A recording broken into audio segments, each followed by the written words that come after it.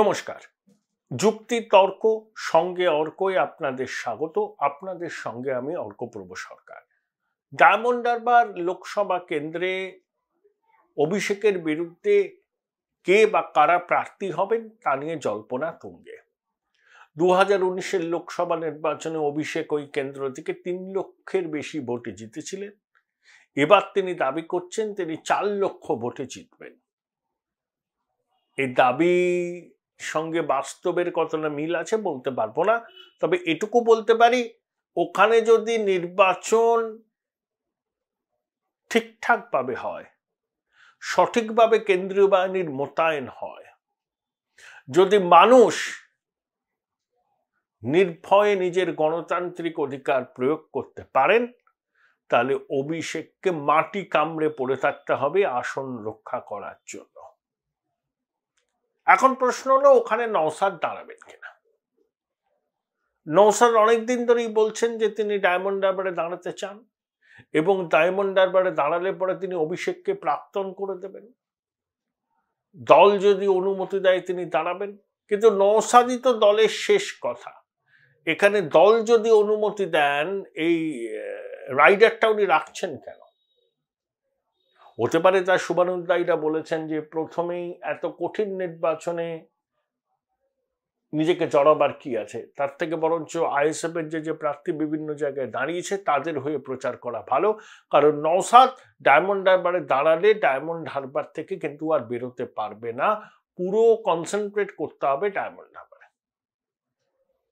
কিন্তু নওশাদ বলেছে ও দাঁড়াতে চায়, 2-1 দিনের মধ্যেই চূড়ান্ত সিদ্ধান্ত হবে। তো নওশাদের অঙ্কটা কি? ওখানে কি আইএসএফ এর খুব সংগঠন আছে? মোটেই নয়, সমর্থন আছে। নওশাদ বলেছে তৃণমূলের মিছিলে হাঁটবেন, তৃণমূলের বুথে বসবেন, ভোটটা দেবেন আইএসএফ কে। এরকম ঘটনা এবার পশ্চিমবঙ্গে অনেক জায়গায় হবে। নিঃশব্দ বিপ্লব হবে ইভিএম এ। জোড়াপুলের ব্যাচ পরে ভোট কেন্দ্রে বসবেন, ইভিএম এ ছাপ মারবেন পদ্ম ফুলে। বহু বহু বহু হবে। নওশাদ এটাকেই তুরুপের তাস করতে চাইছে। ওখানে শাসক দলের চোখ রাঙানির ভয়ে প্রকাশ্যে কেউ আইএসএফ এর মিছিল হয়তো যোগ দেবে না। নওশাদ বলছেন যোগ দেওয়ার দরকারই নেই, ভোটের দিন ইভিএম এ আসল কাজটা করে দিলেই হবে। এটা হচ্ছে ওই চুপচাপ নীরব বিপ্লব বা নিঃশব্দ বিপ্লব। তৃণমূল একটা স্লোগান দিয়েছিল অনেকদিন আগে, চুপচাপ ফুলে ছাপ। এবার চুপচাপ নিঃশব্দ বিপ্লবের ডাক। ধরুন নওশাদ দাঁড়ালো না, নওশাদ দাঁড়ালে পরে বাম কংগ্রেস প্রার্থী দেবে না। ধরুন নওশাদ দাঁড়ালো না, আইএসএফ দাঁড়ালো না, ওখানে সিপিএম প্রার্থী দিল, কংগ্রেস আইএসএফ তাকে সমর্থন করলো, বিজেপি একজন জবরদস্ত প্রার্থী দিল। ওখানে যদি নির্বাচন কমিশন সক্রিয় হয়ে মানুষের নির্ভয়ে ভোট দানের বিষয়টাকে সুনিশ্চিত করতে পারে, বলে দিলাম অভিষেক বন্দ্যোপাধ্যায়কে মাটি কামড়ে পড়ে থাকতে হবে ডায়মন্ড হারবারে। গণতন্ত্রের উৎসব পশ্চিমবঙ্গের অনেক জায়গাতেই হয় না, ডায়মন্ড হারবার তার মধ্যে অন্যতম বলে বিরোধীদের অভিযোগ। কারণ চোখ রাঙানো হয়, ভয় দেখানো হয়, ভোটের আগে বাড়িতে বাড়িতে গিয়ে ভোটারদের বলা হয় যে কাকে ভোট দিতে হবে, সেই কথা না শুনলে পরিণতি খারাপ হতে পারে বলে দেয়া হয়। এরকম পুরোপুরি অভিযোগ আছে, পশ্চিমবঙ্গের অনেক জায়গাতেও আছে, ডায়মন্ড হারবারেও আছে। 4 লক্ষ ভোটে জেতার গল্প ছেড়ে দিন, নওশাদ না দাঁড়ালেও আপনার জয় সহজ হবে না। এবার বললাম না, মাটি কামড়ে পড়ে থাকতে হবে। বিজেপি ওখানে একজন জবরদস্ত ক্যান্ডিডেট দেবে,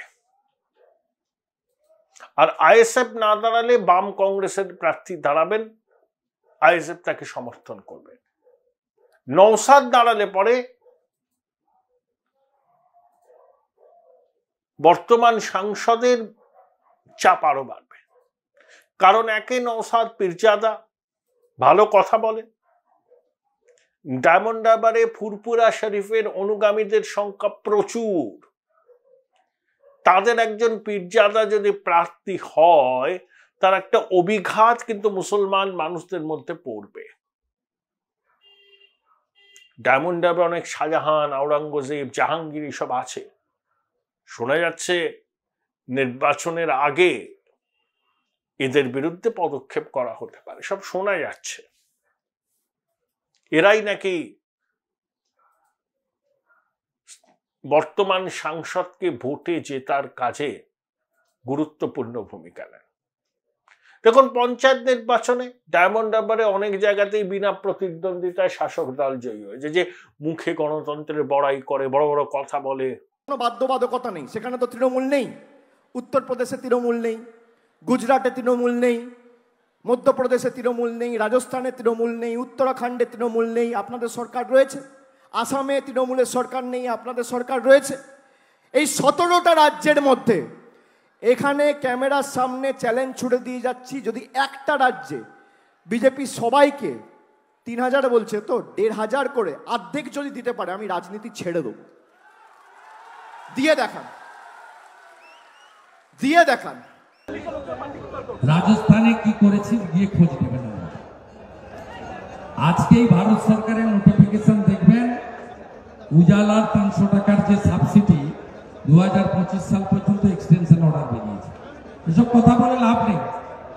যাদের রাজ্যে পেট্রোল, ডিজেল এবং রান্নার গ্যাস স্টেট শেষ বেশি নেওয়ার জন্য বেশি, ওকে আমি চ্যালেঞ্জ করছি। রাজ্য সরকারের যে ট্যাক্স ওর পিসি নেয় পেট্রোল, ডিজেল এবং রান্নার গ্যাসে, সেইটা ছাড় দিয়ে ঘোষণা করে দেখুন, ক্ষমতা থাকলে ওকে ছাড়। এদেরকে ফোন করে বলেছে যে ইডি 3000 কোটি টাকা রেড করে বাজেয়াপ্ত করেছে, আমি এই টাকা মানুষকে ফেরত দেবো। এবার আমি আপনাদের জিজ্ঞেস করতে চাই, 10 বছর ধরে সারদা তদন্ত হচ্ছে, কেউ টাকা ফেরত পেয়েছে? পেয়েছে? পেয়েছে? 3000 কোটি টাকা উনি বাংলায় ফোন করে বলছেন ফেরত দেবো, আবার তামিলনাড়ু, কেরালার প্রার্থী TN সারাসুকে ফোন করে বলছেন ফেরত দেবো। তার মানে 3000 কোটি তিনি তামিলনাড়ুতেও ফেরত দেবেন, বাংলাতেও দেবেন, কেরালাতেও দেবেন, সারা ভারতবর্ষ জুড়ে তিনি 3000 কোটি টাকা ফেরত দেবেন। ভারতবর্ষের জনসংখ্যা কত? কত? 140 কোটি। তার মানে 3000 কোটি টাকা যদি প্রধানমন্ত্রী ফেরত দেয়, এক একটা মানুষ কত টাকা পাবে জানেন? 21 টাকা। 21 টাকা দিয়ে আপনার 5 বছরের ভোট চাইছে, এদের ফাঁদে পা দেবেন? কেন 21 টাকা সবাই নেব কেন? আমি নেব কেন? আপনি নেবেন কেন? ওর পিসি রোজ valley, Sarada, Alchemist, Pincon, আইকো, Bethell, এই যে চিটফান্ডের টাকাগুলো ওর পিসি ঝেড়েছে, 3000 কোটি টাকা চিটফান্ডের যারা সাফারার গরিব মানুষ, ডেলি আনতে ডেলি খান, মোদিজি তাদের টাকা ফেরত করাবেন। চিটফান্ডের যে সম্পত্তিগুলো অধিগ্রহণ হয়েছে, ইডি অকশন করে 3000 কোটি টাকা পেয়েছে, এবং যেভাবে মেহুল চেসকু এবং নীরব মোদী 83% টাকা পিএনবিকে ভারত সরকার ইডির মাধ্যমে ফেরত করিয়েছে, একইভাবে চিটফান্ডে যারা সাফারার সেই পশ্চিমবাংলার মানুষকে তাদের উপযুক্ত প্রমাণ সাপেক্ষ ইডি টাকা ফেরত করাবে, এটাই প্রধানমন্ত্রী বলেছে। ডায়মন্ড হারবারের নির্বাচন আমরা ওখানে করাবো, এবং ইলেকশন কমিশনকে ধন্যবাদ যে বসিরহাট, ডায়মন্ড হারবারের মতো গুন্ডা প্রবণ এলাকাগুলোতে ভোটটা রেখেছেন সবার শেষে, 1 জুন। 23 মে বিকালের পরে গোটা পশ্চিমবঙ্গের বিজেপি নেতারা 6ষ্ঠ দফার প্রচার শেষ হয়ে গেলে ফ্রি হয়ে যাবে, তারপরে লড়াইয়ের ময়দানে দেখা হবে। বলেছিল না, কেউ যদি প্রার্থী নিতে না পারে তাহলে ওর সঙ্গে যোগাযোগ করা হয়। সংবিধান বহির্ভূত ক্ষমতার উৎস এক ব্যক্তি এই কথাগুলো বলছেন। দ্বিতীয় সঞ্জয় গান্ধী, গুণটা কি? একমাত্র গুণ, এই যুবাটির পিসির নাম মমতা বন্দ্যোপাধ্যায়। ব্যাস, দ্যাটস অল। দৈবায়ত্তং কুলে জন্ম মদায়ত্ত হি পৌরুষম।